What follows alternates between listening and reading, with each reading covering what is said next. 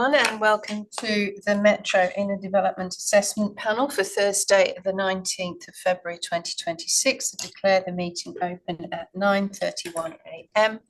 And in doing so, I acknowledge we are hosting this meeting on the traditional lands of the Whadjuk people of the Noongar Nation, and we acknowledge the Aboriginal people as the traditional custodians of Western Australia and pay respects to elders past and present and the ongoing connection between people, land, waters and community. The meeting will be run in accordance with the DAP Standing Orders 2025 and DAP Regulations 2011. The meeting is being recorded and live streamed on the DAP website. Panel members may refer to technical devices throughout the meeting to assist them in considering the information before them. I'll introduce the members today. My name is Karen Hyde. I'll be your presiding member. Francesca Lafante, to my left, is Deputy Presiding Member. Further to my left, Mike Moritz, our Specialist DAP Member. And online for the City of Perth, we have Councillor Raj Doshi and Councillor Adam Packer.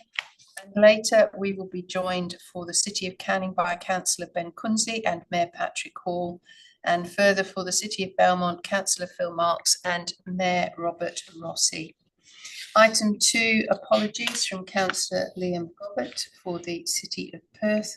Item 3, voting of minutes. Minutes of the previous meeting are available on the DAP website. We'll now move to Part B of our agenda for the City of Perth. First item is declaration of due consideration. Panel members need to have considered all the documentation contained within Part B of the agenda and Part B related information.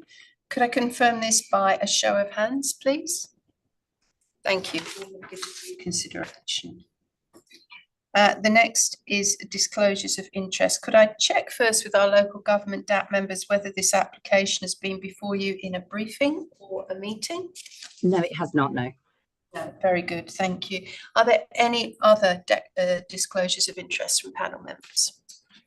No further disclosures, thank you. We'll move then to the item, which is for lot 351, number 333 Murray Street, Perth. Proposed change of use to retail, external alterations, internal fit-out works and signage for Pas Pally. Now, we haven't got any presenters today, but we do have George Ashton and Alana Jennings from Element. And we've got Laura Shelley online from Pas Pally and Matt Simi and Frank Marioli online from Arc Tinky Proprietary Limited to answer questions if the panel members have any. I'll go to our panel members online first to see if you've got any questions of the applicant. Councillor Packen, did you have questions? Not at this point, thank you. Thank you. Councillor Doshi, you have some questions. Yes, I do. Yes, please. So these questions are directed to the developers. I'll put them in two sections. I've got the DAP questions and then I've got questions to the city. So I'll do the DAP. We just do the applicants sure. First, and then we'll go lovely. to the officers. Thank you. So my first. There we go. Then you can see them. Hello. Good morning. Morning. So my first question is, can you explain why the extent of demolition proposed is essential to this use, and rather than simply being preferable, just the wording of it in the actual document? So the extent of demolition really largely follows on from our DA1 base build application. The only real additional demolition that's being sought in this regard is around the servicing requirements. So the plant equipment, some additional penetrations to enable that to occur. But otherwise, the fit out approach has basically been predicated on the previous design that was put forward, which was approved as part of the base build application. Okay, lovely. So I guess just to follow up on that would probably be, so the fact that the wording is essential as opposed to preferable, if it remained as preferable, is there a risk to this development, or could it change things in any way, shape or form? Well, I suppose that it's really sort of the next level of detail on top of what was previously provided. So we assured as part of that DA1 approval, our base build enabling works, that we had a sense of what the fit out design was going to be. So we made sure that none of those demolitions or additional penetrations are going to be redundant as part of this follow-on application. So yeah, I guess it's really just following through in terms of a slight addition in terms of the servicing requirements, because the development of those services hadn't been necessarily completely finalised as part of both. But other than that, it's really, yeah, complete follow on from what was previously. Excellent. And my next question is, what alternatives were explored to reduce impact on significant heritage fabric, and why were they not pursued? Well, I think again, largely the potentially impactful works were really considered under DA1 in terms of how we were approaching that fit out design. So DA1 also included our significant works package around the conservation works of the facade. So I guess in terms of impact assessment here, it wasn't necessarily that there was an increased impact being sought. It was really just saying, look, we're in keeping with what we've previously applied for. You know, we did sort of look at mitigation approaches to that impact as part of DA1, and now here we're just sort of following through. Okay, lovely. And can you identify which elements of significant fabric will be permanently lost because of this proposal? Well, I suppose that then again goes back to DA1. So there has been previously approved approval to remove and store the staircase that currently exists in the tenancy, but that again has been subject to a previous approval. Okay. In this, it's only really looking at some additional penetrations through the floor slabs and things that are going to enable the servicing to be articulated through the building to enable the use. Thank you. Those are all my questions. Thanks, Councillor Doshi. Panel members in the room, any questions of the applicant? No. No, none from me either. So we will go to city officers now, and we have Amy Groom and Roberto Colalilio Very close, Colalilio. with us today from the city of Perth. Did you want to make any comments, or did you just have to go to questions? Yeah, have a questions. Yeah. Very good. Okay, to our panel members online, Councillor Packen, did you have questions of the officers? Councillor Doshi, you indicated you did have some questions. Thank you. Yes, I do. So this is to the city staff. Are you satisfied that the proposed conditions are sufficiently robust to protect the heritage outcomes of this building at the building permit stage? Yes, we are satisfied. I suppose the conditions largely reflect comments from the Department of Planning, Lands and Heritage. Their state heritage team considered the proposal as well in significant detail. I suppose the conditions, yes, we will review. We have staged, so we already have, as part of the first development application, we have seen components which have already been cleared successfully by the proponent and the applicant team. So it'll just continue down that path. And yes, I am satisfied that we will have enough information submitted as part of the building permit that they will satisfy these conditions, and the conditions satisfactorily address all the heritage components of the building. Thank you. And beyond activating a vacant building, what is the clear public benefit delivered by this proposal that you guys have found? I suppose I'll jump in and answer that one. I suppose the building has been vacant for a significantly long time. I suppose the only way that this building is now being activated with the building was sold on to Paspali. Without that sale, the building probably would have continued to remain vacant for a very long time. This will allow people to enter the building. I mean, it's not going to be the general public in a manner that'll be able to enter the building regularly, but people will be able to enter the building and see what the building, I suppose, once looked like, or components of that and the history of that building. Being state registered, there would be no alternative then to do the works as proposed in this application to enable the use of this building. It couldn't never disappear and be redeveloped for a different purpose. So. And my last question is actually, and you may not be able to answer this, but I'm going to ask it anyway. I know that the Heritage Council are looking at getting those blue plaques sort of dotted around the city.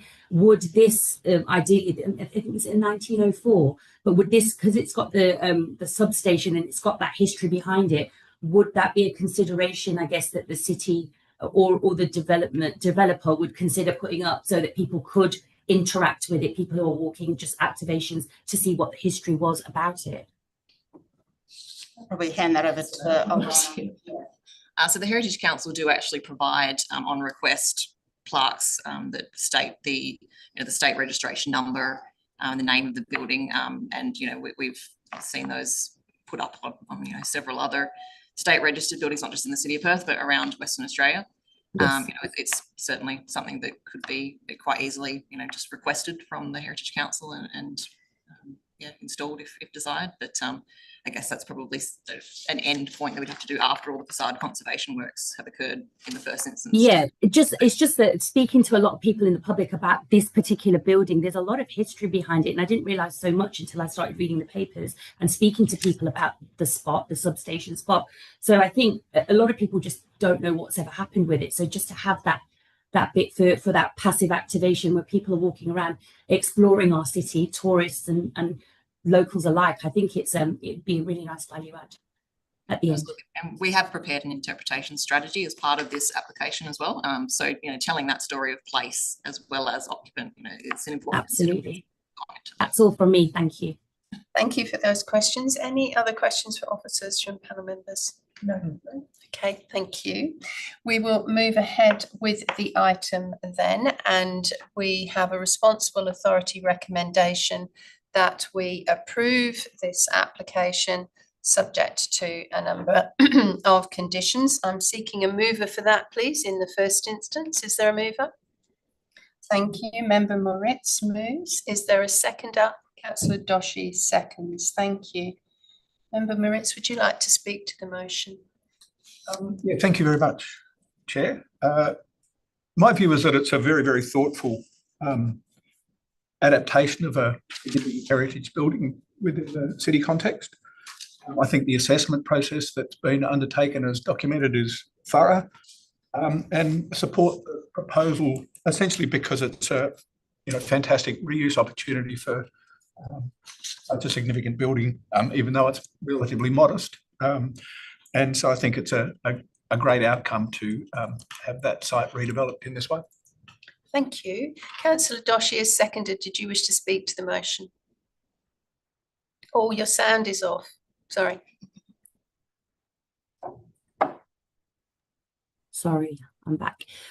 Yes, this proposal represents a balanced and considered approach to revitalising a heritage place while retaining its core significance. I'm satisfied that the extent of the works is justified, that meaningful heritage fabric will be conserved, and that the conditions of the approval provide appropriate safeguards moving forward. Most importantly, the development enables the building to return back to activation and sustainable use, delivering a clear public benefit to the precinct. On balance, the heritage impacts are proportionate and acceptable. And for those reasons, I also support the application that's presented to us here today. Thank you. Thank you. Other speakers for or against the motion? Councillor Packen, did you wish to say anything? Yes, I wish to speak for the application. I think it is a strong example of high quality adaptive reuse. It contributes positively to the CBD, which is what we want. It enhances the existing building through thoughtful design activation and strengthening the Murray Street streetscape. So the change of use will deliver economic and city shaping benefits, hopefully increasing foot traffic and supporting employment and attracting investment into the city. So I think it aligns with the strategic objectives of the City of Perth by encouraging reinvestment, activating city centre and reinforcing Perth as a vibrant, attractive place to live and of course do business. So overall I think the policy is well considered, policy aligned and represents a positive outcome for the city.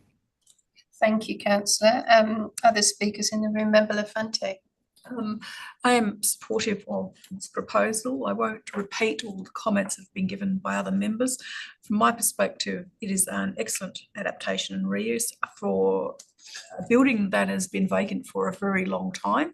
And as we are all well aware, in heritage sense, the reuse of a building and opening up in some form to access by others is a positive step for both the building itself and for appreciation of heritage broader in the community. They also note that a number of contemporary elements are being incorporated in order to facilitate the development, and these have been done sensitively, and the proposal will also provide the opportunity for pedestrian interaction into that section directly of Murray Street.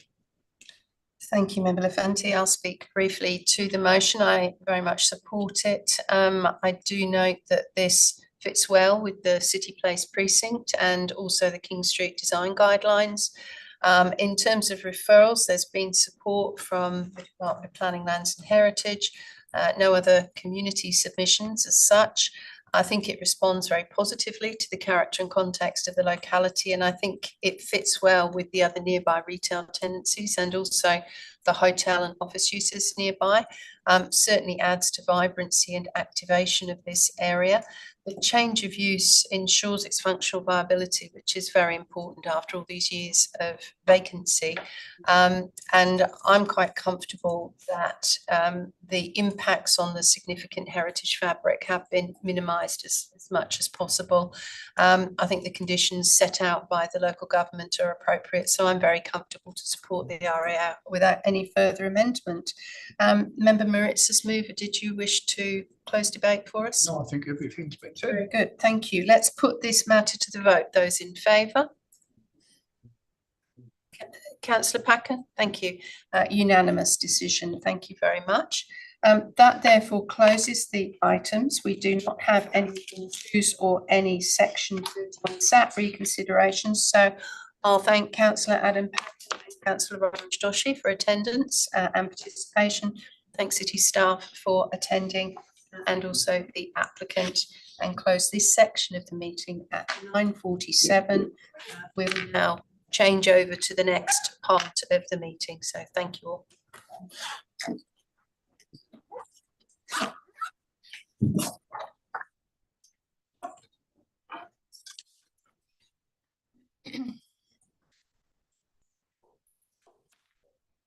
It's coming in.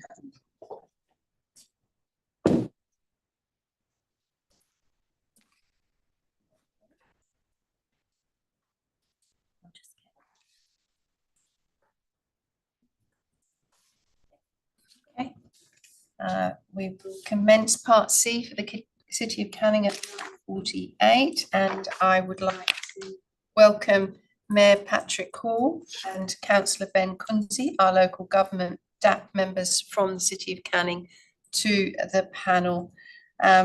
We still have myself, Karen Hyde, Member Lafanti and Member Moritz completing the panel. Declaration of due consideration. Panel members need to have considered all the documentation contained within Part C of the agenda and Part C related information. Could I please see a show of hands to confirm this? Thank you. Thank you, that's unanimous. Next, we'll go to disclosures of interest. Can I check with our local government members whether this application has been before you at a briefing or a meeting? No, not at a briefing or a meeting, no. Lovely, thank you. Any other disclosures of interest from panel members?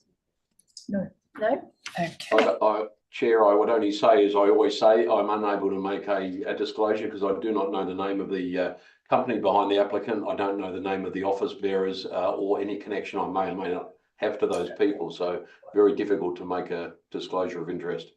Indeed, we understand that, Mayor Hall. We're all in a similar situation. The further you drill down, there is the possibility, but what is before us in the information before us today, we do not have any interest to disclose. Thank you for that. Thank you. We will move ahead then to our item and presentations associated. We have an application for lot 5 and 6, number 213, 257 Oak Street, Cannington, for a mixed-use development. We have one presenter today, Carlo Famiano from CF Town Planning, in support of the application. Carlo, you've been given 3 minutes to make your presentation. So when you're ready, thank you. No problem. No, thank you for the opportunity to speak today, and certainly welcome the recommendation for approval for this development. I'm not going to dwell on it too much today because it's a fair bit in this application, but it certainly is a good development that's located within the core railway core area of the Queen's Park structure plan area and adjacent a train station, which has recently been upgraded and has its recreational bits underneath it. So it's certainly a development that is providing much needed affordable housing in close proximity to public transport, as well as providing activation at ground level through 3 tenancies, commercial tenancies. This application's gone through a fairly long journey and has gone through a number of amended plans, and that can be seen through the DRP process. It's been to DRP 4 times, and you can see from the first one there was lots of reds in the table. That original design, I'll be fair, wasn't a good outcome. It resulted in lots of setback variations. It did have more dwellings, and it resulted in lots of screening of balconies. So there wasn't much in the way of solar access and good outlook for the future occupants of the development. Over the progression of the application, the plans were changed, and I think the outcome that we have today, or the design we have today, is definitely a positive for the area. The dwellings have come in. Just to give you an overview of the changes from the original plan, the footprint of the building on the upper levels have come substantially in to comply with setbacks and allow for better access to outlooks and solar and ventilation for those units. And we've also reduced the number of units within the development so that we could actually accommodate all of that.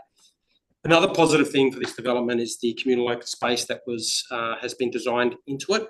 The original plan did not have the quality and size of communal open space, so the final design certainly provides great spaces for the future occupants.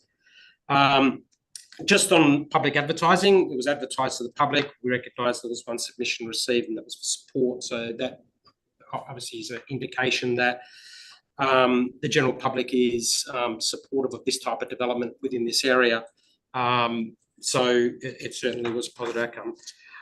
Looking at the city's report, there's a few variations being sought in regards to front setbacks, right-of-way setback, and building height. The report that the city's prepared addresses those matters and addresses it well, and that is also a result of a number of amended plans, ESD reports being prepared, landscaping and so on, to try and address those issues. In regards to the variations, yes, we are seeking additional height. I think that this is appropriate given that we are in a core area of an activity centre or a structure plan area, and it's adjacent to train station. And that, I guess, the offending bit that's at the top of the building, the main one is set away from the boundaries and away from the street and the right-of-way, so it reduces the bulk and scale. The conditions being... Just at your 3 minutes, so if you could... Okay, yep. Just in relation to the conditions, I've spoken to the client at length, even yesterday, and he feels they are appropriate given the size and scale of this development. So, by all means, happy with the recommendation. Hopefully the panel sees the same. Thank you. Very good. Thank you, Carlo. I'll see if panel members have any questions of you. I'll refer to our members on screen first. Mayor Hall, did you have any questions of the presenter? No, I did not for the presenter. Thank you. Thank you. Councillor Kunze, did you have questions of the presenter? No, thank you. Okay. Panel members in the room, questions? Member Lafante. Thank you. I have a question in relation to the parking layout. It's level 1 parking plan, if you want to go to that. My question relates to visitor parking. I note that the information we have identifies visitor parking, and on that plan, interestingly enough, the visitor parking sits, it appears to sit, where the EV charger bays are also nominated. I'm interested about how that will be managed when there are different timeframes and expectations for those bays? Yeah, I see your point, and I probably think it's inappropriate to put EV chargers there, given that visitors come and go quite quickly. So I guess in the wash of this, when they go to building permit stage and start looking at management plans on how they're going to deal with the strata and so on, those EVs more than likely change to where the residents are, so that it becomes available to them. Or there'll be a bay set aside for the residents for EV charging. So I guess at the end of the day, it's an indicative location at the moment. At the end of the day, when we go through the building license stage and we start looking at electrics and strata management and how we're going to manage this development, things might change. And obviously we'll run that past the city when we do those changes. Thank you. And my second question relating to the same matter. I understand from the plans there is a roller door at the right of way and which gets you into the visitor parking, that section I was just referring to. And there's a second security gate for the dedicated resident parking. So I suppose I'm interested in the management of the visitor parking to create that accessibility for people to get in. Obviously, what are the controls with that first gate? Is it doesn't appear to be have any space in order for electronic material for buzzers or communication with residents, that sort of thing. The gate appears to be, from this design, right on the boundary, not sort of set into the site. But have you got sort of information about how that will function and not just eventually become overflow parking for, say, other occupants rather than dedicated visitor? I'm interested in that. No, it won't become overflow parking. We need that access for people to get in and out. The gates or the roller doors there for security purposes. People would buzz there, whoever they're going to visit, contact them, and then they can open up the door. I agree. Now that you look at it, that you've mentioned it, the location of that roller doors probably needs to be set further in or remain at the top, just so that it gets cars off the right of way, because you can't have a car sitting on a right of way whilst they're buzzing the people upstairs, blocking the rest of the right of way. So more than likely that would need to be moved either slightly in by 5.4 metres, so the length of a car, so a car can actually sit, and then that will open. And the management of it will be opened when a tenant or occupant of the development allows it. The actual occupants that are within the development have their own swipe card to open those doors, similar to a normal apartment block. But yeah, I see your point that it's probably inappropriately located. Thank you. Don't mind any questions. Thank you. I've just got one. Carla, you've got a few extra parking bays here and we're very close to station in a transit-oriented development. What's the rationale behind that? I think it's just trying to cater for an overflow or additional demand for visitors. I know we're opposite a train station and we're in close proximity to good public transport, but reality is people tend to also drive. When you've got a development of this size, 36 apartments, you've got a situation where you might have more than 6, I think, visitor bays that's required, attending the site at the same time. So the rationale behind it is to provide the additional space or the additional bays. The layout of that level allows for additional bays, so hence why we've placed them on that level. Thank you. If there are no further questions of the presenter, we will invite questions from the officers, and we've got Michael Italiano, Austin Donaghy, Troy Bozic, Kai Wong, and Adam Stilitano with us from the City of Canning today.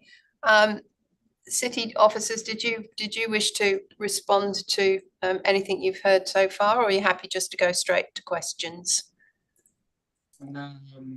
I would just like to make mention that the design itself is in keeping with the future character of the Queen's Park train station and structure plan. The city's currently undergoing a review and amendment of the structure plan itself, which we will be presenting to council to initiate to advertise in March, so next month.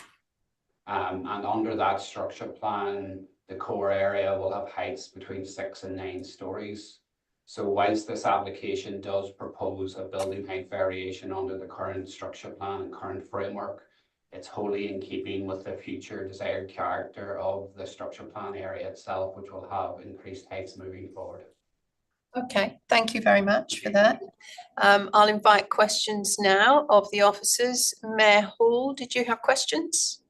I just have one question. Thank you, Chair. Just in relation to parking on site. Just in regards to, I see on the plans, parking stackers. Can you just explain that to me? Have I misread that? How do they actually operate?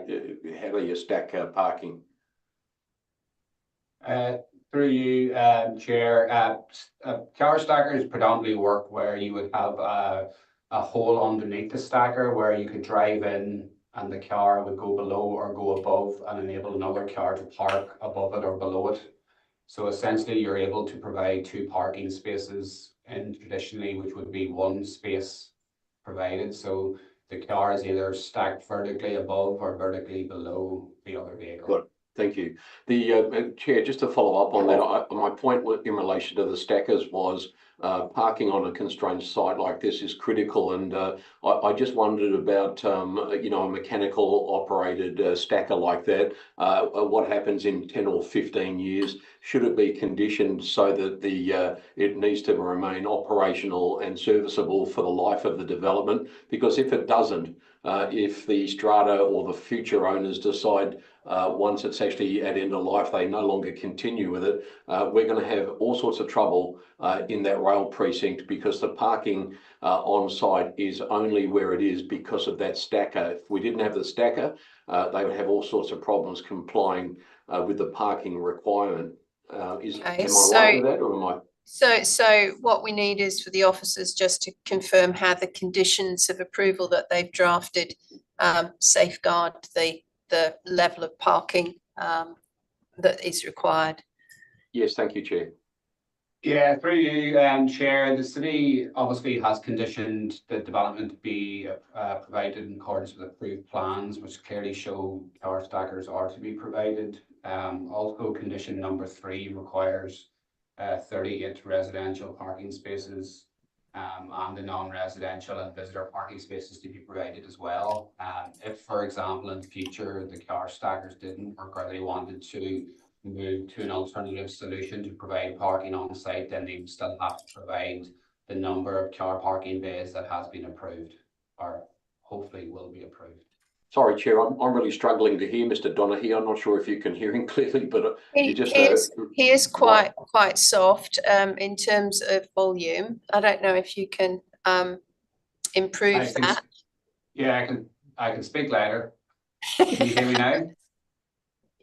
Just about the same. Yeah, that's the only point, Chair, I wanted to clear up, was about the future of that stacker and why isn't that actually particularly conditioned that it must, like the landscaping, be serviceable for the life of the development, because if it's not, we've got a problem. So I think that was the only question I had. I know it's been conditioned that we have one. Mine was about the long-term importance of it. Yeah. Okay, thank you. Councillor Kunze, did you have questions of the officers? Thank you, Chair. I did have a number of questions with respect to the height. However, Mr. Donaghy has eradicated that with his initial comment. I did just want to follow on from his comment with respect to the draft plan. So first of all, just what would happen if the draft plan doesn't come into effect as intended with respect to the 6 to 9 stories? Obviously, you've assessed this application based upon that in terms of using your discretion. What would happen if the community consultation or council decided on a lower maximum? Through you, Chair, the city's RAR has assessed the building height under the current structure plan provisions. And we're still supportive of the building height under the current structure plan provisions, which allow for a maximum of 6 stories. What the proponents have proposed is essentially a 6-story building with a communal open space area on top of the building itself. Under the element objective of volume 2 of the R codes, Building height can be varied and the height supported if they do provide communal spaces on tops of roofs of buildings, for example. So that the city is quite satisfied that the building height and the discretion sought by the proponent in this example can be supported under the current structure plan provisions. My earlier point made a reference to what the future will look like under a new amendment to the structure plan, and this built form sits exactly in what that future desired character of the core will be. And building heights will be up to 9 stories in that core, and what we are looking at today is 6 stories in essence. So it's the point I was making is that the future character of Queen's Park will be supported under this proposal, even though it's seeking a building height variation under the current structure plan building height provisions. Thank you. Councillor Kunze, did you have some more questions? Yeah, just with respect to the discretion with the community point, obviously the Queen's Park structural plan had a maximum of 15 metres and a 25% variation if the sustainability considerations can be met, making it the 18.75 metres. How does the common person in dealing with the gentrification of a brownfield site, how are they supposed to understand the future of the build and what's it supposed to look like when you're allowed to exceed it by so much under, I guess, adding those sorts of things that the community doesn't understand? Like, is there a maximum permissible if you add that community block? Obviously, it's gone from 15 to 18.75 to almost 25 metres. Is there a maximum allowed in terms of a building height? Well, for this particular application you're referring to, Councillor, yes? Yeah, could they have exceeded that further?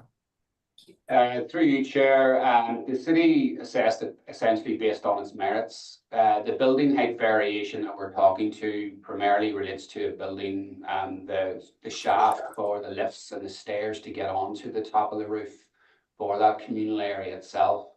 So the building height variation is quite minor in terms of the overall footprint. We're not seeing a proposed 7-story with more apartments on top, for example. The discretion sought is just to provide increased amenity on the upper floor and of the roof of the building itself, which, as I mentioned earlier, can be allowed under the element objectives for building height and volume 2 of the apartment codes. So we do assess building height variation seriously. We do look at how that building height variation will affect the amenity of the surrounding neighbours. In this instance, with the right of way to the rear, the properties to the south and southwest are mitigated because of the distance of the right of way itself. In terms of setbacks, minor setback variations have been proposed to the front of the building, which the city was willing to support because that pushes the building forward towards 7 Oak Street, which then mitigates the impacts on the adjoining properties to the rear as well. So we think in this instance, the building height can be supported, and through various iterations through the design review panel, for example, we've kind of landed at a development that hopefully will instigate the future higher density that the city requires under the structure plan in this location.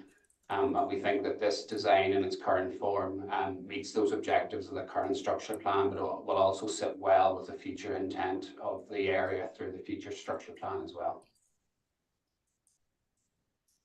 Just one more follow-up, Chair, if I may. Yes. Just with respect to the comment that it's mainly the shaft that exceeds the permissible height. My interpretation, figure 7 shows that almost the entire of level 5 exceeds the 18.75 metre threshold.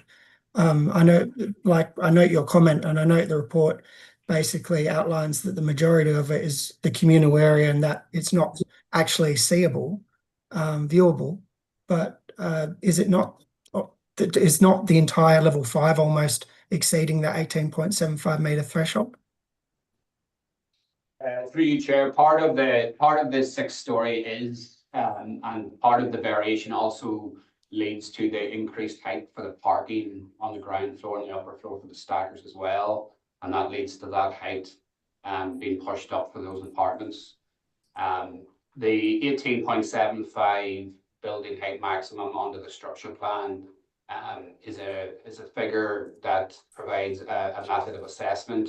However, under current design and current apartment building projects, we often see different aspects of how they try to incorporate parking within basement and first floors, but also try and provide increased amenity in apartments by providing increased ceiling heights, for example.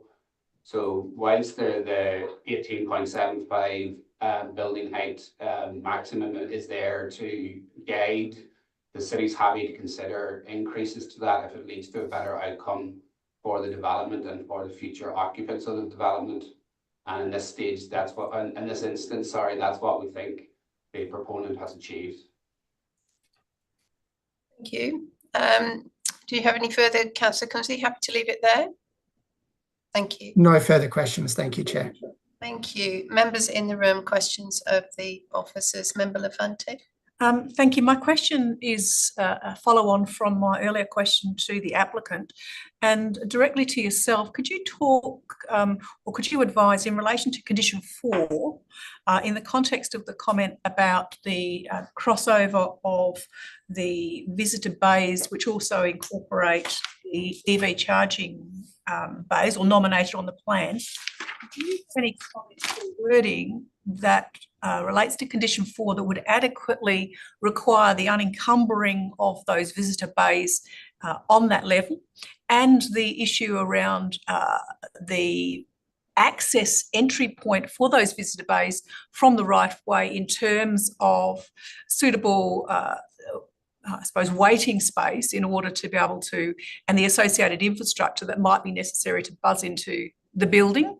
In the context of that condition, do you have any suggested language that could be modified that would require, for example, amended documentation or plans reflecting the unencumbered visitor parking and access?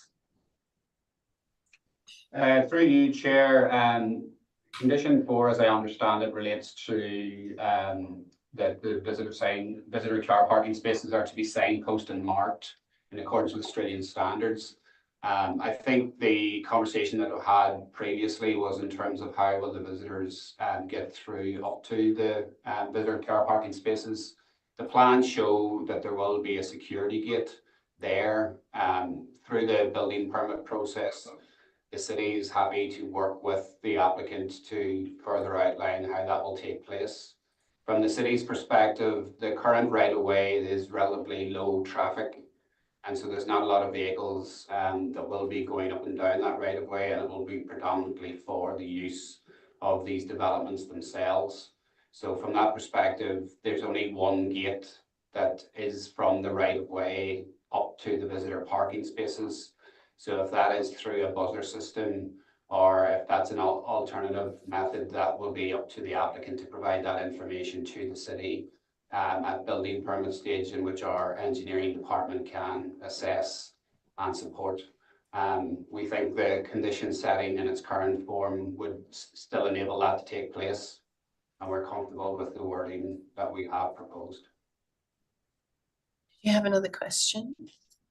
No, my other question would be, thank you for that comment. Could you,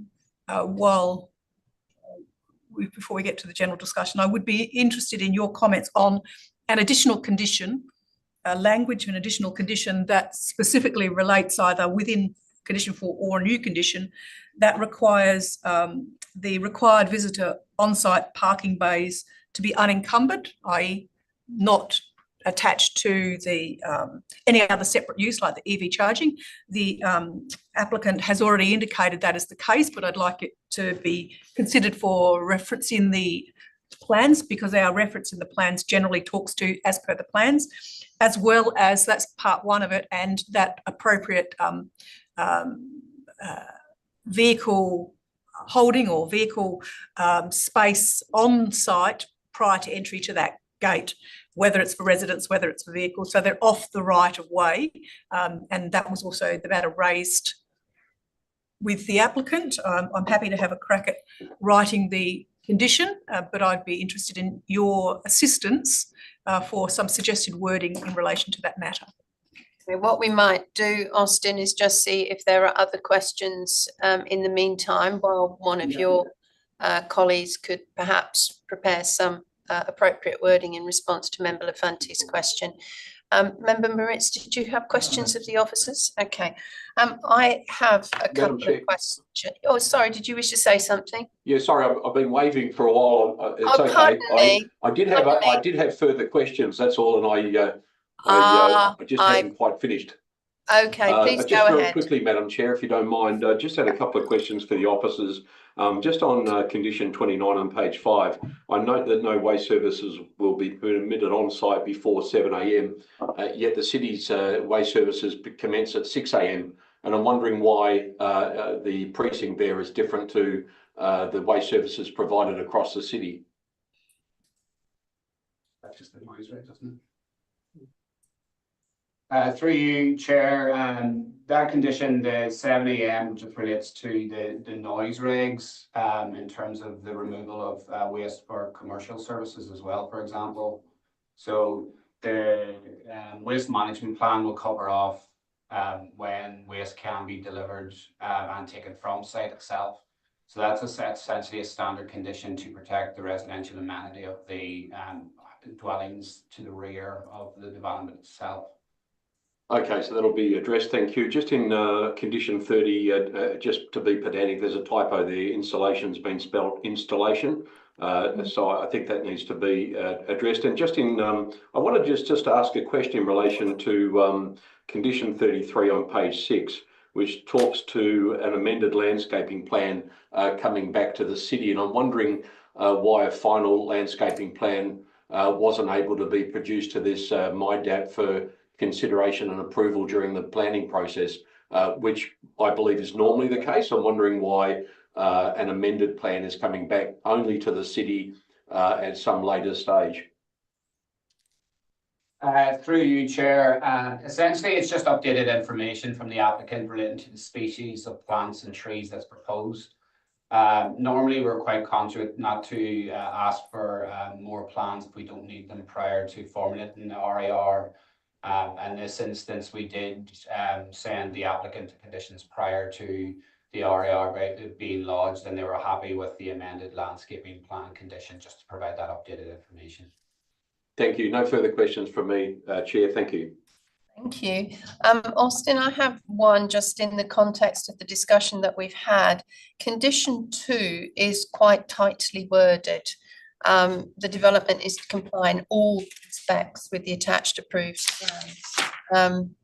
So I'm just wondering whether there needs to be some wording added to that, such as unless otherwise agreed by the City of Canning or without prior written approval. Could I have your comment on that, please? Yes, the city's happy to amend that condition if the panel wishes to. And we're happy to include the wording unless otherwise approved by the city. Okay, lovely, thank you. And my other question is around condition 37, which would appear to repeat one of the advice notes. And I'd just like your comment on whether it is better solely as an advice note and therefore whether we could actually delete that. It relates to Perth Airport's protected airspace, which is usually external to the city's planning framework. Could I have your comment on that, please? Yes, that can be a move to an advice note. I think it's already as an advice note, so I think it's actually, deleted, yeah, I think it could be deleted. Thank you. Okay.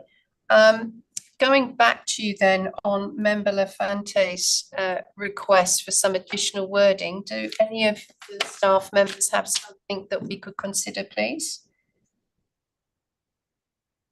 Yeah, I think that probably the simplest method would just be to put the word unincumbent into condition number 4. Shall be unincumbent, signposted and marked. And from that we can work with the applicant through the building permit process to ensure that takes place. Okay, sorry, Austin, the sound sort of was a bit dropped out a bit then. Where would that wording occur in terms of condition 4? So after shall be and before signposted. Yes. And that wording was, could you just repeat it? Prior to the occupation of the development, all visitor car parking spaces shall be unencumbered, signposted and marked in accordance with. Okay, just adding that one word. Yeah. Would be fine from the city's perspective. Okay, all right, thank you. Are there any other questions of the city officers before we move ahead? All good, okay. We have before us a responsible authority report, which recommends that we approve this development subject to conditions. I'm seeking a mover for that, inclusive of an amendment to condition 30 to correct a typographical error, which is replacing installation with insulation. So do I have a mover, please, for that as the primary motion? Member Lafante moves. Is that seconded? Member Moritz seconds. Thank you. Member Lafante, would you like to speak to the motion? Yes, I am supportive of this proposal. From my perspective, it is consistent with the planning framework, and thank you to the officers for clarifying a couple of matters in relation to that, and the Queen's Park structure plan. It is fantastic to see a new significant building of 6 stories with a mix of residential units in this particular location, starting to implement what has been an envisaged plan for the area. The inclusion of the commercial tenancies, and 3 of those commercial tenancies at ground level, provide both a good street interface for activation, as well as in terms of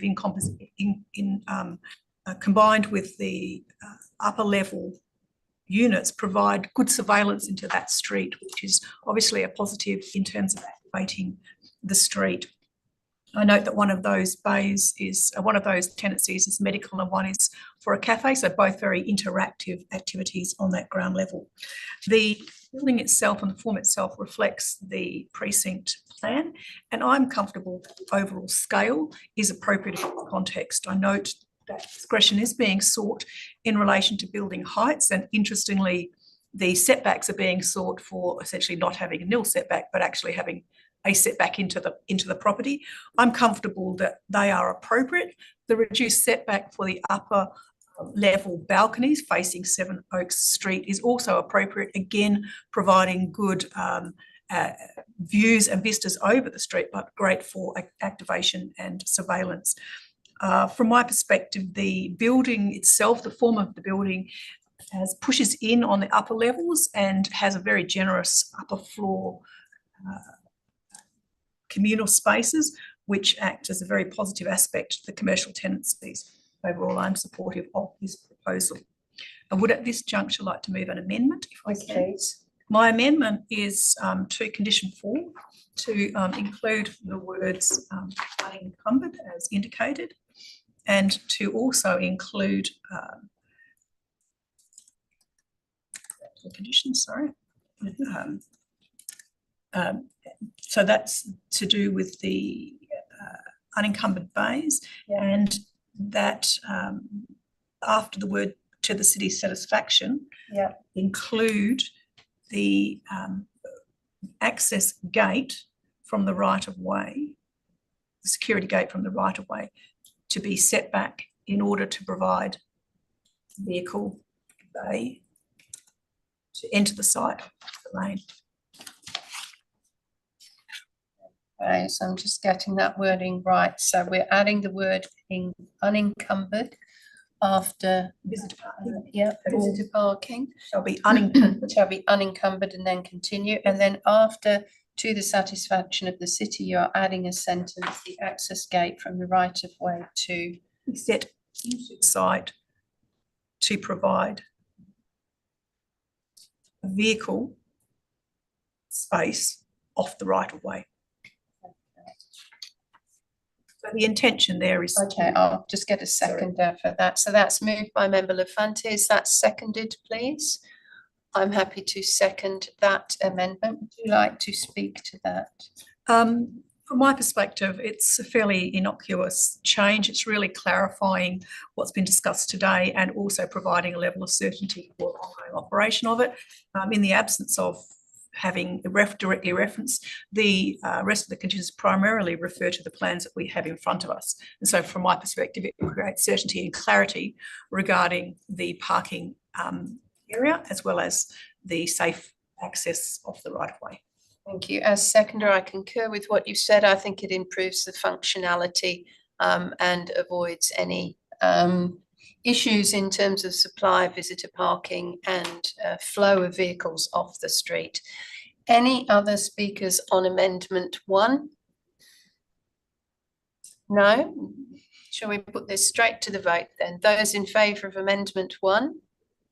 That's unanimous. Thank you. Still with you, Member Lafante. I have nothing further to add. I'm supportive of this proposal. Thank you. Member Moritz, as seconder of the primary motion, would you like to speak to it? Thank you, Chair. I think it's very pleasing to see a proposal like this in the Queen's Park structure plan area. It appears to have been a very, very thorough assessment, and I note the design iterations that have happened through the design review process, which has obviously enhanced the overall outcome. So I'm very keen to support the proposal. I think it's a fitting development for the location. Thank you. Thank you very much. Other speakers for or against the motion? Mayor Hall, would you like to speak to the motion? Thank you, Chair. Only to say that I agree with Mike and the other speakers. As far as I am concerned, just personally, it sets a precedent for what the desired character is in that precinct. I also take the comments from Mr. Donaghy earlier about the increased heights that are proposed to come to council soon. The structure plan will be considered. I agree with the discretion sought to approve the greater height. And I also note too, in relation to the public consultation, there was only one submission and that was actually in favour. And I think that shows that, at least to me, that people in that area understand the clear intent of a rail precinct and the need for greater density and scale in that precinct. So for me, I think it sends a message about the city's clear intent and this rail corridor and our pragmatic view regarding scale and density. I support it, and I hope to see many more similar in that precinct. We need them. Thank you. Thank you very much. Councillor Kunze, did you wish to speak to the motion? Yes, I did, Madam Chair. I just wanted to make a relatively minor amendment Yes. to clause 33. Condition 33? Condition 33, sorry. Yep. Just with respect to the last sentence, similar to last week's MIDAP meeting, I just wanted to slightly amend the words so that it would be the landscaping plan would come into effect before occupancy. So the words would read, the landscaping in accordance with the submitted detailed landscape plan shall be implemented before occupancy and thereafter maintained for the duration of the development to the satisfaction of the city. Okay, thank you. So this is amendment 2, moved by Councillor Kunze, to add those words to condition 33, which would mean it implemented prior to occupation. Is there a seconder for that, please? Mayor Hall seconds. Councillor Kunze, did you wish to speak further on that? Just to say that the city would normally condition that and clarify that it needs to be implemented before occupancy. And last week we spoke to the exact same motion in terms of the wordings, and I believe that it should be stipulated just so that that's clarified. Thank you. Thank you very much. Mayor Hall is seconded. Did you wish to speak to the amendment? Only to say that I agree, and I think too, just for the precinct in there, it's important that when the building is actually completed, all elements of it are completed as best as can be managed, and the landscaping plays a big part around the aesthetic of the built structure, and I just feel that they should be in sync. The completion of the building and the implementation of the landscaping, they should be always in lockstep, and so I agree. Thank you very much. Any other speakers on amendment 2? Councillor Kunze, happy to go to the vote on this? Yep. All those in favour? That's unanimous. Thank you. Still with you, Councillor Kunze. Thank you, Madam Chair. Look, I speak in favour and agree with the previous speakers. It's a good, appropriate build. The location and what's intended for the Queen's Park structure plan, I think this is a good proposed development. I did come here with a bit of concern in terms of the proposed height. Often in planning decisions, there's a level of subjectivity with what's implemented and the decisions. And when you have documents that stipulate an objective maximum height and then utilise certain provisions to exceed that, that's, I think, where there's a level of misunderstanding within the community and within the planning framework. And so to me, it sometimes is a bit confusing, but I think that in terms of this precinct and what's proposed, I think it will ultimately in the future benefit the community. It will benefit, and whilst the transition of the Queen's Park structure plan might cause some level of concern or might cause issues over the next 10, 20 years, I think the ultimate fulfillment will be great. And I think this will be a great start, as we have had in recent years, a great development to benefit the Queen's Park area. Thank you. I think everybody's spoken apart from me now. That's correct, isn't it? I'll just briefly speak to the motion then. I'm very happy to support this. I do have a couple of fairly minor amendments to make, which I will just outline separately. So Amendment 3 would be to, for condition 2, after the words thereon, so where we have, top of my, oops, sorry, just bear with me, I've just skipped a few elements here. Where we have the words approved thereon, I would like to add the words unless otherwise agreed by the city. Do I have a seconder for that, please? Seconded by Member Lafante. Just very briefly, I think that that's important because as per our discussion, there are a few aspects which are likely to change between planning and building, and the way that this condition is worded is quite tight. I think the city officers are comfortable with allowing a little bit of room for them still to approve some minor modifications to the plans that we have before us, but still being consistent with the overall approval. Member Lafante, did you wish to speak to the amendment? No. Any other speakers on this amendment? Let's put this amendment to the vote. Those in favour? That's unanimous. Thank you. My next amendment, which will be Amendment 4, is to delete condition 37. It is already advice note 22. Do I have a seconder for that, please? Member Moritz seconds. Thank you. That's just a duplication, and because the Perth Airport framework sits outside the city's planning framework, I believe it more appropriate as an advice note, and advice note 22 does exactly that. Member Moritz, did you wish to speak to that amendment? Any other speakers on that amendment? Let's go to the vote. Those in favour of Amendment 4, that's unanimous. Thank you. Just back to the primary motion. I'm very happy that this fits within the philosophy of a TOD. There are plenty of nearby facilities and transit opportunities. I think it's consistent with the objectives of the centre zone. The land uses are in accordance with the preferred land uses within the structure plan and the Railway 4 precinct. As per Mayor Hall, I do note there was but one submission, and that was in support. We are seeking discretion is sought for some additional height, but I think the justification is there. I do find it to be relatively minor in the context of things, noting it does cover some accommodation lift overruns and rooftop amenity, but I think as an area which transitions between various heights, this 6-storey height is acceptable. And the additional building height when one's at the ground level, I think is unlikely to impact one's sense of what is human scale. Certainly the plans show that there's adequate daylight and solar access to nearby residents. And I think the fact that it's set back from the right of way to the rear further mitigates that impact. There's been no traffic issues raised, and the network can certainly cater for this level of development. So overall, I think it fits very well with the city's vision for the area, and I'm happy to support it.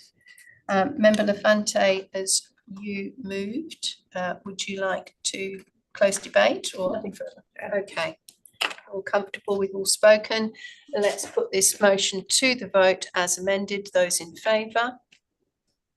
That's unanimous overall. Thank you. We just look quickly to our agenda. We have nothing further for Form 2 or SAT reconsiderations.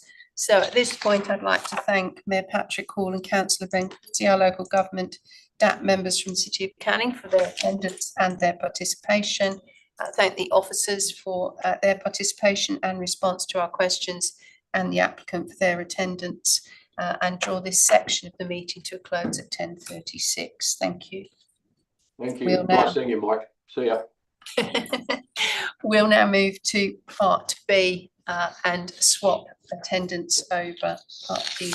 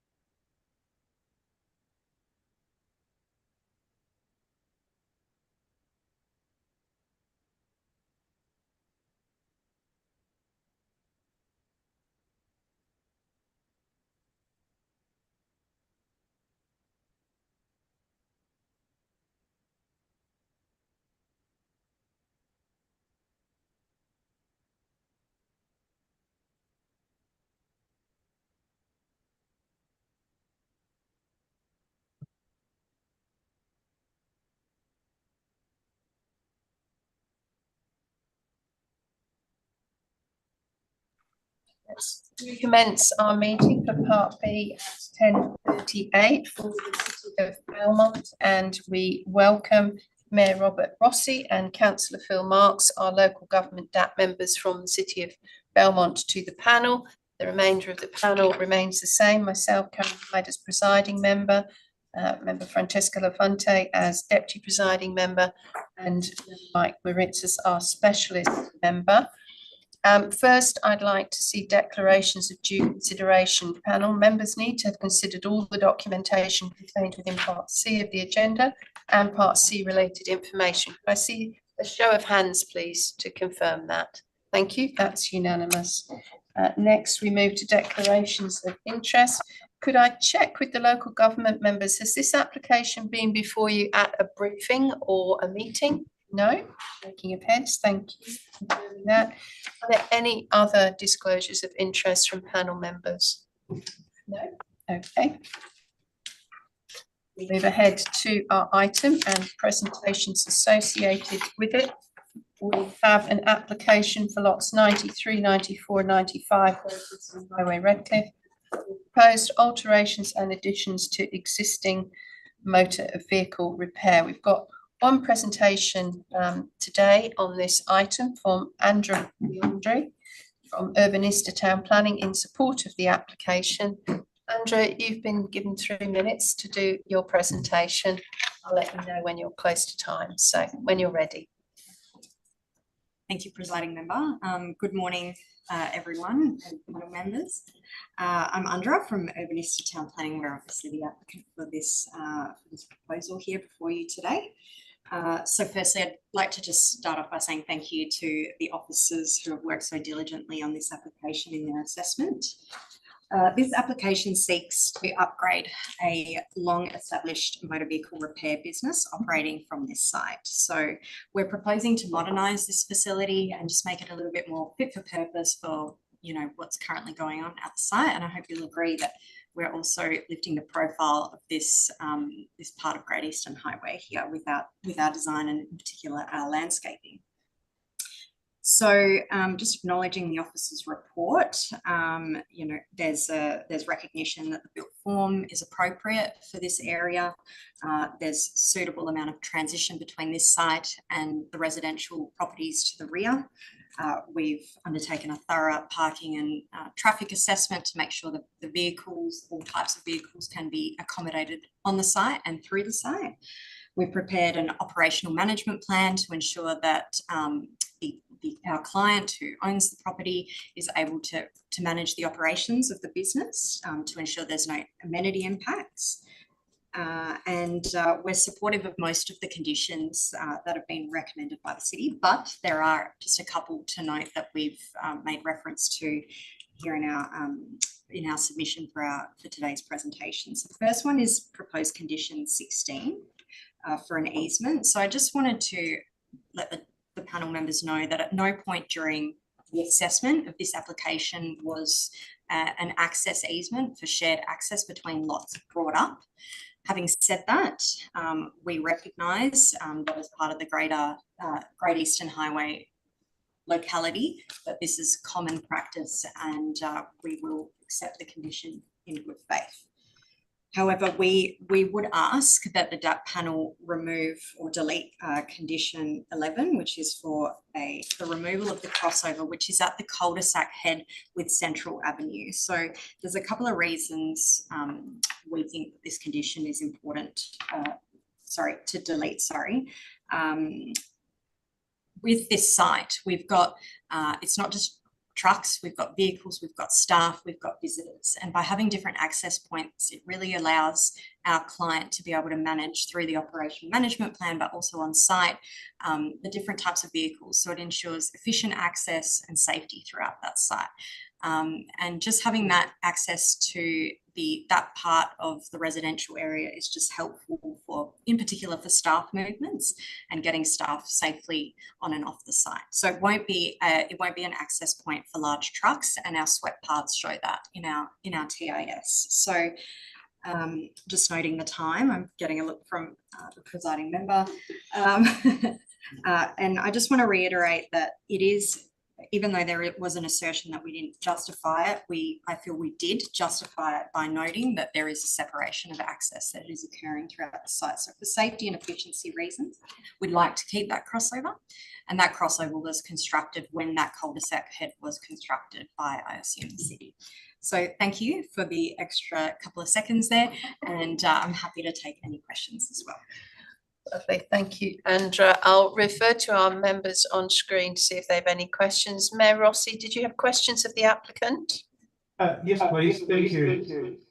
Got a little bit of feedback there, Mayor Rossi. I don't know what. Maybe Councillor Marks, is he on mute? Let's just try and correct that issue for you. You sound like a pop star at the moment.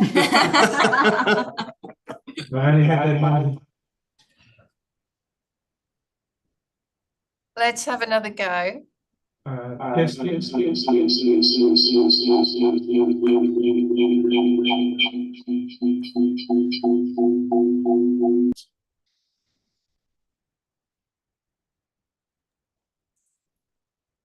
We just turn it off to now. Actually leave it on, sorry. Is that better? Let's try again. Testing. Have you got your laptop and your phone connected to this meeting? No. No.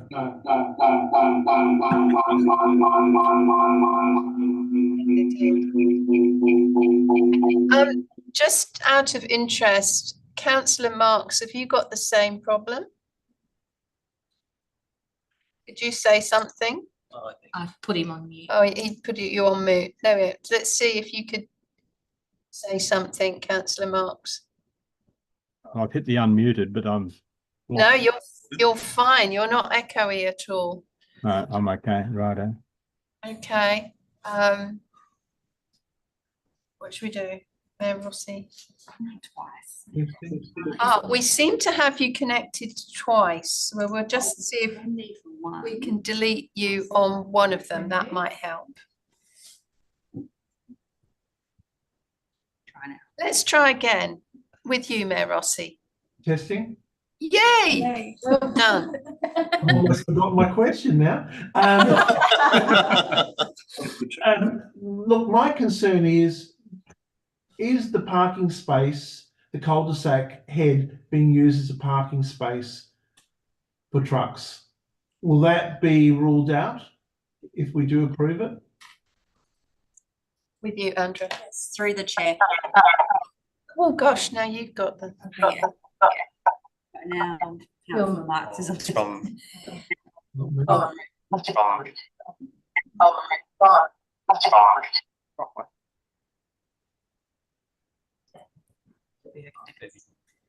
Sorry, Andrew, go ahead. That's okay. No. So the whole purpose, a big part of the purpose for this application, Mayor Rossi, is to really tidy up this site and ensure car parking is appropriately allocated on the site, trucks are appropriately allocated on the site, the whole site operates with ease, so there will be no use of that cul-de-sac head for parking. I don't know if Peter or you wanted to add anything. Sum it up. Yeah. My follow-up question through the chair is having that driveway there, no matter what form it is, that verge really can't be landscaped properly, can it? Through the chair. So it's an existing crossover. I just would like to reiterate that it currently provides access to the site, and it's been like that for some time. I'm not sure exactly when it was constructed, but the purpose is for vehicle access, and we'd like to retain that. Yeah. Thank you. Okay, thank you. Councillor Marks, did you have any questions of the presenter? Only just to continue on, Madam Chair, in the questions made about the crossover, I must admit I haven't been to the area for a couple of years. Is that a legal crossover? I was of the opinion that it wasn't, but is it a legal crossover? Maybe I should be asking the officers that one. We can certainly refer to the officers. Did the applicant have any comment? Sure, thank you. Through the chair. My understanding is that yes, it is a legal crossover, and that it may have actually potentially been constructed by the city when that cul-de-sac head was constructed. Okay, well, I'm interested to see what the officers have to say. All right, we'll get to that in a second. Questions from other panel members in the room? My question goes to that very issue about the crossover that you're referring to, and particularly your comments around seeking for it to be retained. The Transport Impact Statement provides a variety of documents and plans showing capability of movement by vehicles, trucks and cars that are both compliant and safe. I'm interested in your earlier comment about your rationale for the retention of that. All the plans in the TIS show exclusive access and manoeuvring to the site, as well as the management plan, not requiring any external use of that driveway. It all shows that it completely and safely can operate for the scale nature of the development. What's the sort of additional rationale that you're? I'm happy to touch on that, Member Lafante. I guess at no point during the Peter Merger speaking. Yeah, thank you. At no point during the assessment process was the crossover actually brought up as an issue. So we weren't. The reason why the TIS doesn't touch on it was we assumed that it would stay there.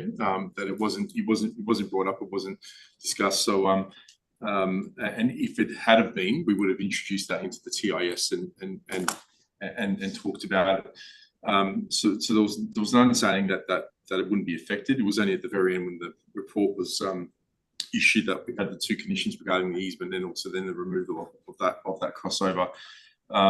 Had it have been correctly, you are right, and the TIS describes, I guess, all other parking and access being accommodated for within the site. But we understand from correspondence that that crossover was installed by the city at the point that the head was installed in Central Avenue, and it primarily is for staff to access the site, specific deliveries where it is minor things that might be brought to the site where it is difficult to access Central Avenue, and in the case of emergencies as well. So it does serve a purpose. And purely the only reason that it wasn't mentioned in the TIS was because we weren't asked to address it. We assumed that it would stay there and there wouldn't be an issue, that this condition would not appear, but unfortunately it's appeared, and while we're trying to address it at the meeting. My follow-up question, thank you for that, is what would you say the controls on that access way, particularly you've talked about staff accessing it, some deliveries accessing it, as well as emergency services, they'll access the site however they require, regardless of what the arrangements of the roads are. What do you say the controls, because none of the documentation talk about management of the industrial or the commercial traffic into that road, or any controls on it? What do you say they are? Well, with the crossover itself, it's restricted in terms of the type of vehicles that can access it. So trucks cannot access that crossover. So to begin with, in terms of those controls, we would be happy to update our operational management plan to perhaps detail that to provide that detail. But we would, I guess, limit any access to staff specifically and potentially emergency services, and then certain deliveries, but trucks cannot access that crossover, and they never have been able to access that crossover from the residential. It's not designed for that.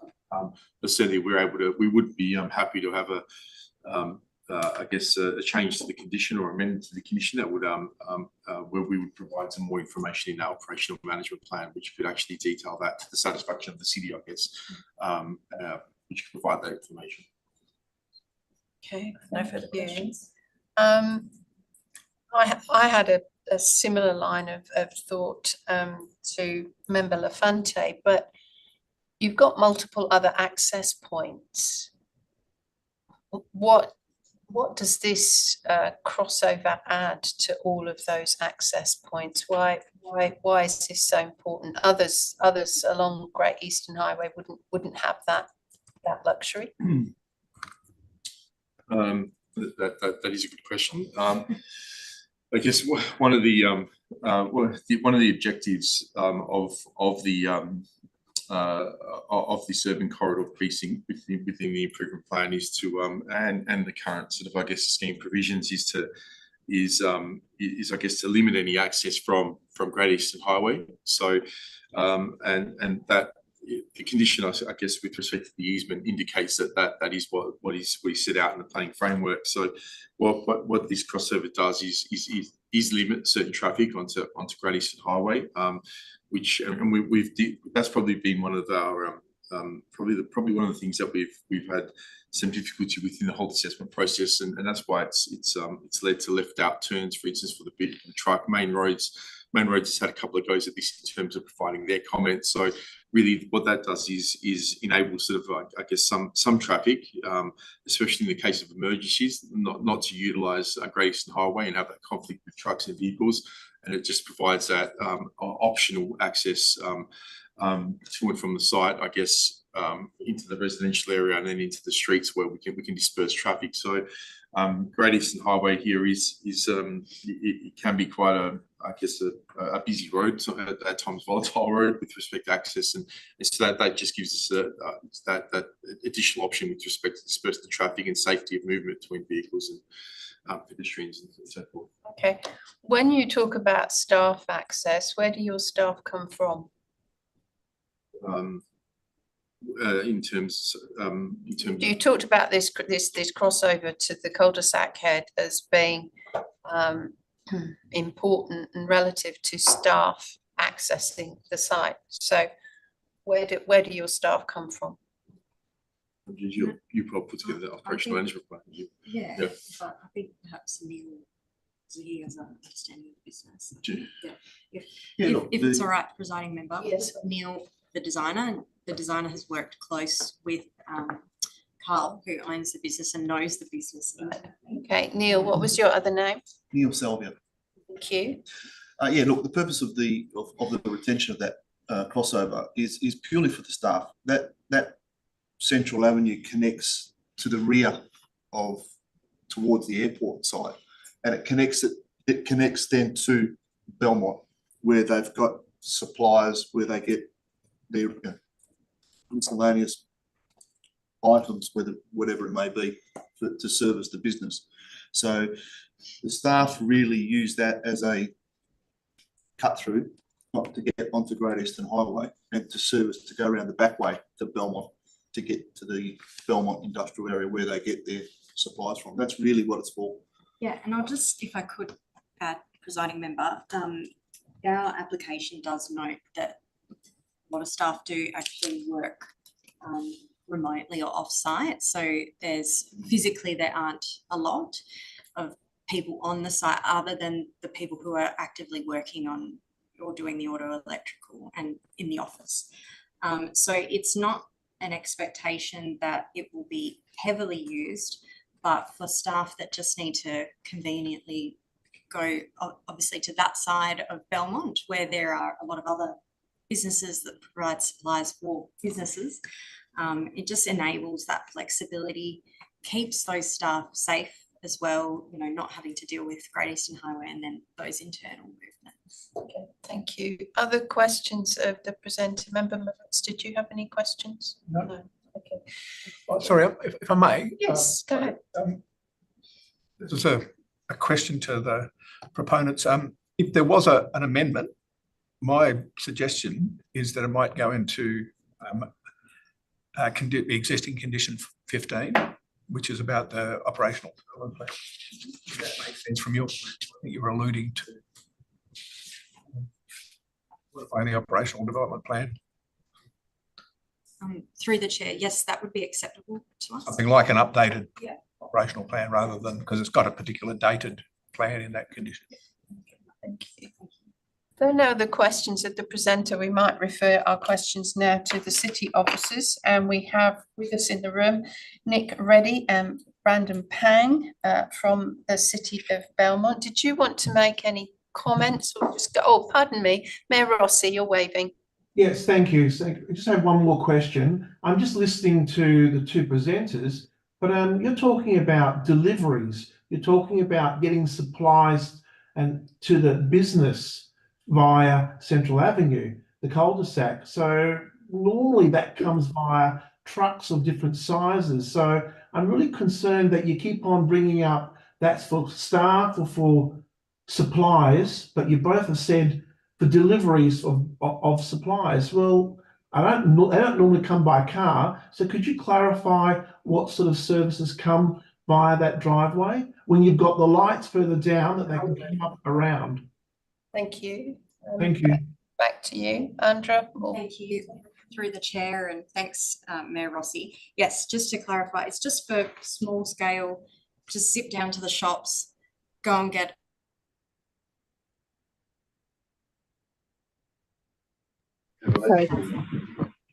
I'm sorry, it cut out. I couldn't hear the last bit.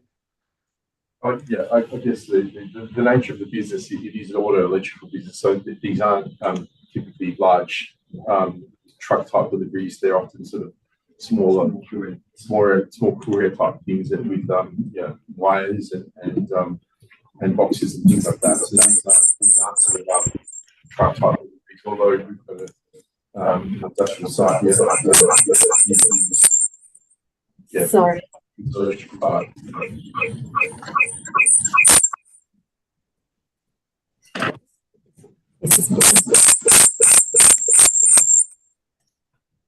Are we just sorting a little technical problem?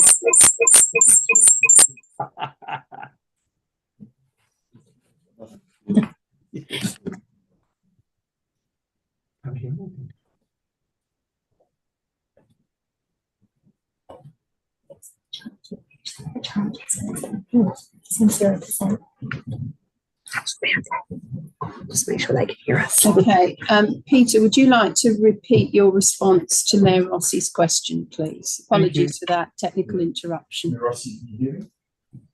Yes, I can. Okay. So just in response to your question, so I guess in terms of the nature of the deliveries that would be picked up from Belmont, that this is an auto electrical business, so the types of stuff, this isn't it's not stuff that is delivered by trucks. If there are any things that any deliveries that are required to be brought by trucks, they will come in through the Great Eastern Highway. But these are for your smaller sort of wires, smaller boxes, and those sorts of things that often feed into the sort of business that Carly's operating. So it's really that sort of the parts, smaller parts that and wires that are needed. Anything that is required on a bigger scale would come in through Great Eastern Highway. And again, we could detail that in our operational management plan and the updates to that document as part of Condition 15. Thank you. Just my last question. You've just said the bigger ones come via Great Eastern Highway via the big trucks. So why can't the smaller ones come? If you've already got the majority of it coming via Great Eastern Highway, why do you need that one there when you're saying now that the big deliveries come via Great Eastern Highway anyway? So I don't understand why you want the other smaller ones coming via the back streets. Could you explain that? Because if you just stated clearly, the rest come via Great Eastern Highway. Yeah. Because we have different suppliers for the business. So the more frequent I guess deliveries are the smaller things that need to be picked up. The larger deliveries will come from Great Eastern Highway, and the reason for that is while we would limit, I guess everything coming off Great Eastern Highway. Well, the whole planning framework talks to trying to limit traffic and access onto Great Eastern Highway due to safety reasons. As to why we have the easement. The whole purpose of the easement is to try and limit traffic onto Great Eastern Highway. The city asks for us to connect, asks us to provide a 6-metre easement to the adjoining site in order to limit access on the Great Eastern Highway from that site. So we've got the ability to use that access from Central Avenue, which will disperse vehicles safely. Otherwise, as it stands, we have to cross Great Eastern Highway. There's trucks. We have internal issues with trucks moving and coming past Great Eastern Highway. So the whole purpose of I guess the access is to create a safe environment and to be able to disperse vehicles out quickly through that residential area to potentially pick up smaller things. So we can detail that, as I said, in our operational management plan. Not everything has to come through Great Eastern Highway. Where it does, obviously we'll account for that, but where we can potentially get staff out safely to pick up things that might need to be picked up, then we can do that through that crossover. And my super last question. So you acknowledge that everybody else don't have this advantage, and most other business at Great Eastern Highway access Great Eastern Highway? I'm not too sure. I can't speak for other sites. Perhaps the better question puts to the city. Thank you. All right, thank you. So we'll go now to Nick Reddy and Brandon Pang from the City of Belmont, the officers. Would you like to make any comments at this point, or just go straight to questions? Through the chair, I think we're happy just to go to questions. Very good. Okay. I'll go to members online. Mayor Rossi, did you have questions of the city officers? Only could I have a comment from them regarding access to Central Avenue cul-de-sac, please? Yes, through the chair. So sort of been discussed before that the information provided by the applicant within their planning report and TIS demonstrated to the city that the access via the proposed crossovers to Central Avenue, not to the cul-de-sac side, would adequately provide for vehicle access and truck access to the site. Therefore, the city saw that the crossover that we've been discussing was redundant and therefore could be removed. And that's why the city put a condition in place to do that. Thank you. Any further questions, Mayor Rossi? No, thank you. Councillor Marks, any questions of city staff? Well, I guess the question that I put forward earlier is whether it's legal, and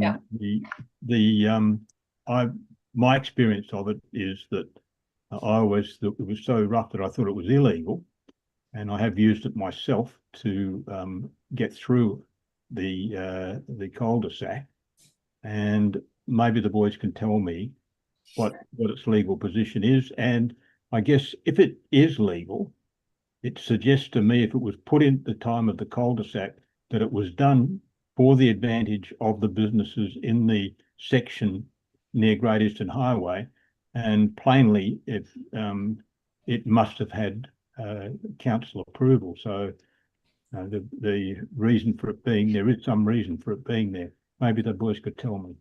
Thank you.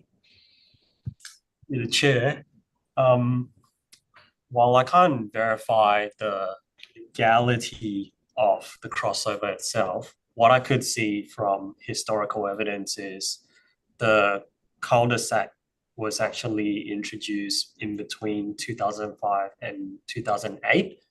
So what I could also see based on the aerial photo imageries is that the crossover that is in question seemed to have been built in concurrently with the crossover for 67 and 69 Central Avenue, which is on the other side of Central Avenue. So those suggest to me that there may have been potentially an arrangement between the city and these property owners at the time. Now, in looking at the current configuration for the subject site, there may have been some kind of agreement between the city and the owner at the time in terms of how their business is currently configured and operate, because from Eastern Highway, Central Avenue, currently the site only has one access point. So with this proposal where they're introducing a second access point, it seems logical from a city's perspective that current crossover that's connecting to the southeastern end of Central Avenue is perhaps no longer needed. But we do hear what the applicant is saying before about being open to an operational management plan. That's something that the city may consider. Getting your voice is getting. Sorry. lower. Yeah, this I'm not sure which part where it started going down. I'll say, well, I'm conscious that we hear what the applicant said about them being open to an operational management plan to look at possibly explore restricting types of vehicles that access that site, and we would be amenable to looking at that as well. Okay, thank you. So can I just clarify on what you said? Was the series of conditions based upon an assumption on the city's part that given the refurbishment and introduction of other points of access, that it was your assumption that the applicant no longer needed this crossover? Are there any technical, safety, circulation issues associated with the applicant continuing to use that subject to an updated operational management plan? Are there any fatal flaws in them continuing to use that crossover? The chair, not immediately apparent to us, no. Okay. Other questions of city officers in the room? Member Lafante, did you have any questions? I can come back to you if you're just considering. I suppose my questions are essentially about that access point. And what would be the expectation of certainty around vehicle use? There's been a bit of conversation today about delivery vehicles and other use of that. And I'm interested in hearing what your comments are in relation to use of an additional driveway into what is predominantly in a residential area for a range of vehicles. There's not, there's a level for me, a level of uncertainty about what is related and how that will actually be managed to maintain the amenity of the small residential area. And there are some limitations on a number of those streets accessing off Great Eastern Highway. So through the chair, in terms of, I suppose, our expectation on limiting, shall I say, the types of vehicle, because that seems to be what was discussed prior. You just have to, sorry, be a bit louder. Oh, sorry. In terms of our expectations of what the types of vehicle and the limitation of it is perhaps the driver behind limiting access via this crossover, because what we're envisaging from an officer level is if there's big trucks that are servicing the businesses, our concern is that those trucks traversing the residential part of Central Avenue really is our primary concern here. So if that was to eventuate in the operational management plan, where our expectation would be to limit the types of vehicles, and perhaps I'm not familiar with my Australian standards on vehicle size, but at least a passenger vehicle type that would be appropriate for access. I'm just dealing with questions of the officers at the moment. Member Moritz, did you have questions of the officers? No, I just have possible suggested wording if. Okay. I just have a question at the moment, as you say, that cul-de-sac and therefore the limitation on through traffic on Central Avenue was introduced 20 years ago. What is the city's intention for Central Avenue?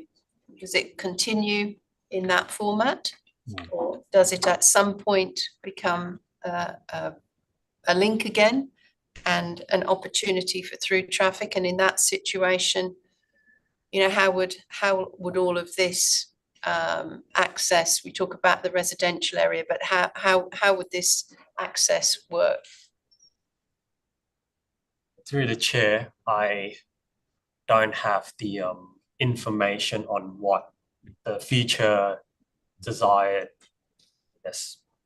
link is for Central Avenue, whether there's contemplation to open it back up or not. So I certainly can't speak on that, but we definitely are.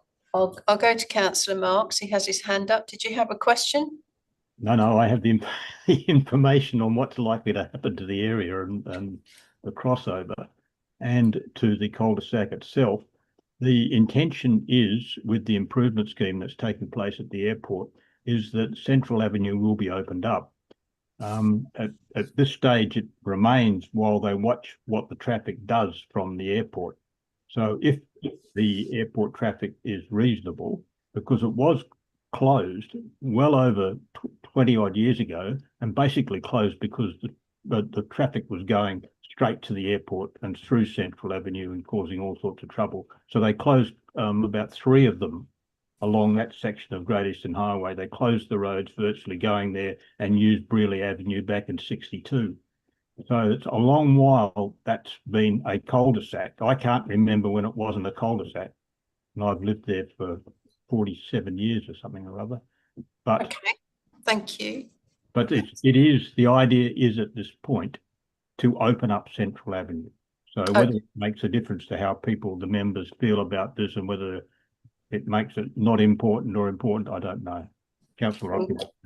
Thank you. Mayor Rossi, did you have a further question?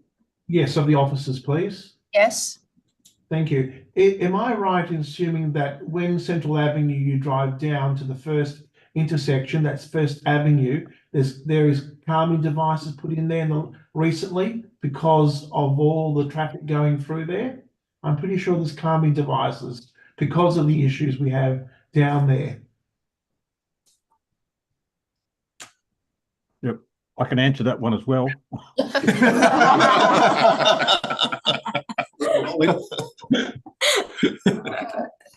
To the chair. To the officers. We're having a look at the. I can't hear, sorry. Can't hear. Devices there. Sorry, can't hear, sorry. Mute.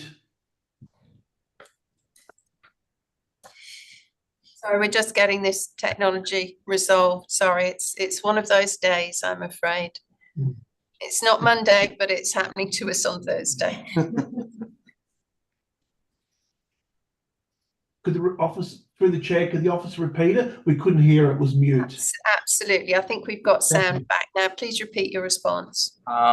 Sorry, we are just reviewing the need map photos for that area. It's difficult to see whether there are calming devices, and I believe we both aren't familiar whether there are calming devices installed along those First Avenue and Central Avenue at this stage. No, on First Avenue for the chair. Yeah. Yeah, so sorry, First Avenue and Central Avenue, we're unfamiliar whether there are devices installed. Okay. Right. Councillor Marks, did you wish? I can tell you. They were actually put in because when the train station was put in, the traffic was sent around the outside. They put a new road in, and the traffic went around the train station and came out at Central Avenue, and that particular corner became dangerous. There were 3 or 4 accidents where people didn't realise that it was shut off, and it was a cul-de-sac. People went through it. We're heading straight through it at fair pace, and consequently, to try and slow them down, stop the accidents, they put in a set of humps and so forth in there. Okay. Thank you very much for the background, Councillor Marks. Appreciated. Mayor Rossi, did you have a further question? Yeah, just a last one to the officers. How far away are the lights from this establishment? Literally, I mean, it would be like 500 metres, 300 metres. Through the chair, can I just get clarification? The lights, do you mean Coolgardie and Great Eastern Highway? It's Coolgardie, just up the road, very close. So it's about, through the chair, it's 250 meters. So it's not very far at all from the chair, is that correct? So there is no like huge distance they've got to travel around. Well, I think the response was 250 metres approximately. Thank you. Thank you.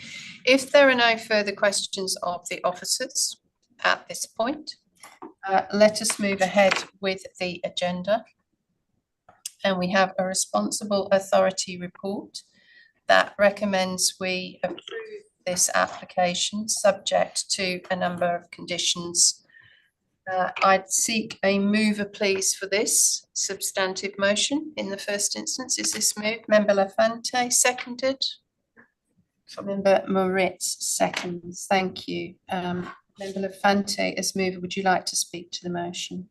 Yes, I am supportive of the proposed development. I think it is an appropriate development on its site and within its planning framework. The transport impact statement has provided detailed information about accessibility to the site for vehicles and light vehicles and trucks, sufficiently accessing the site. The additional crossover into the property as set out in the plans is appropriate in that section of the road, and the design the building and the associated works that go with it are an improvement to and enhance the building itself. So from my perspective, accept proposal. Thank you. Member Moritz as seconder, would you like to speak to the motion? Yeah, thank you very much. I think the proposal's a sensible upgrade to that location. I'm keen to support the proposal, but I would flag a couple of amendments to the conditions. All right, would you like to outline your first proposed amendment, and then we will seek seconder before you speak to it? Yeah, it would be removal of condition 11, but it would also require a modification to condition 15. Okay, do you want to outline, so you're proposing to, amendment 1 is proposing to delete condition 11, but to modify condition 15 at the same point? At the same point, yeah. And what is your modification for condition 15? So it would be prior to operation of use, an updated approved operational plan shall be implemented. So it would be removing date stamped 9th of December, etc. Okay, so you're adding the words updated and approved. Updated and approved. The word approved is actually already in. An updated operational management plan shall be approved. So an updated operational management plan shall be approved and implemented. Yeah. Something like that. Yeah. Okay, so that's moved by Member Moritz, that amendment to condition 11 and 15. Is there a seconder, please, for that? There is no seconder. Your amendment falls away for want of a seconder. So the discussion on the primary motion is still with you. I think it's I'm supportive of the development. If others aren't supporting the amendment, then I'm. Okay, thank you. Other speakers for the primary motion? Mayor Rossi, did you wish to speak to it?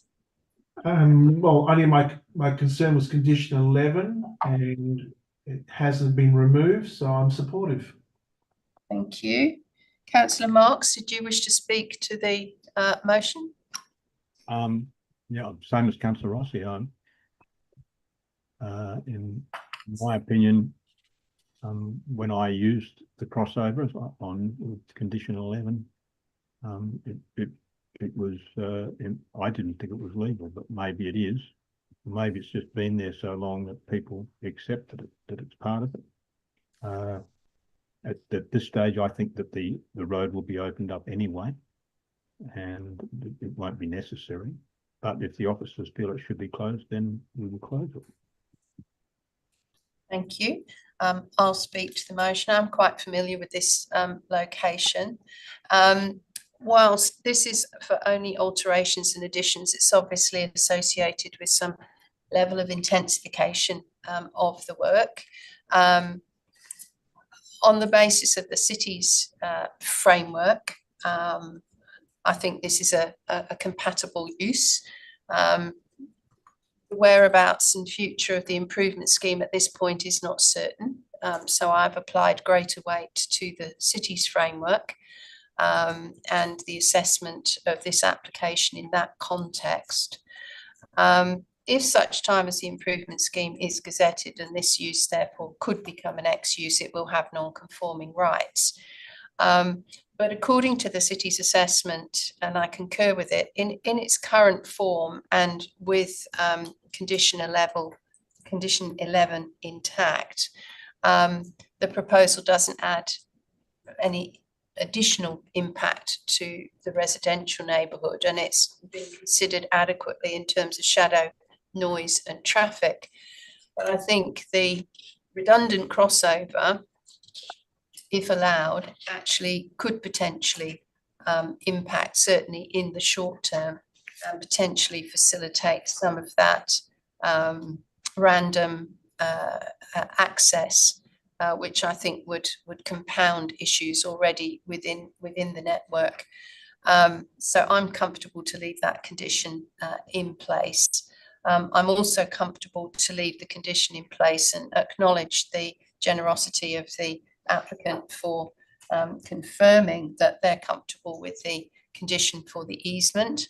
I think there needs to be greater shared access, and so I think those conditions are quite supportable.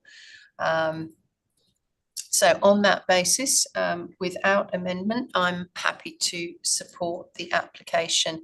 I do concur that in some point in the future, should Central Avenue be fully opened, then obviously the access points which are on this plan then work to allow for that access to Central Avenue in all directions, subject to any further modifications that the city would choose to make, but I don't propose to support that at this point. So happy with the application as is and the RAR as put forward. With that, and I am the last speaker other than the mover, Member Lafante, back to you. Thank you. I will just make some comments in closing remarks. The bulk of today's discussion has been around vehicular access, particularly into the residential area. From my perspective, I have not supported any changes as has been indicated in today's meeting, and I'm very conscious that in relation to this matter, for me, there is a level of uncertainty around a number of aspects relating to that, and hence obviously my position on today's meeting, and that's regarding both information in the documentation, the actual how the area operates beyond this point. There's been a series of road network changes to accommodate what's been happening at the airport, as well as there's uncertainty on level of control and the restrictions or limitations that would impact or create impacts within the residential area. Based on the material I have, I'm not comfortable with trying to unpack a whole variety of those in an appropriate manner. And as far as I'm concerned, the proposal does, on the material we have in front of us, appropriately provide access and circulation both within the site and to the site as shown in the TIS, and I'm comfortable with that information. Thank you, Member Lafante. Let's put this primary motion to the vote. Those in favour? That's unanimous. Thank you. Returning quickly to our agenda, we have no Form 2 DAP applications and no Section 31 reconsiderations. Any other SAT applications for the DAPs are listed in the application report on the DAP's website. Bringing the meeting to a close, I'd like to thank Mayor Rossi and Councillor Marks for their attendance and participation, city officers for popping in and assisting us, and for the applicant for their presentation. The meeting is closed at 11:27. Thank you. Thank you. Thank you. Thank you.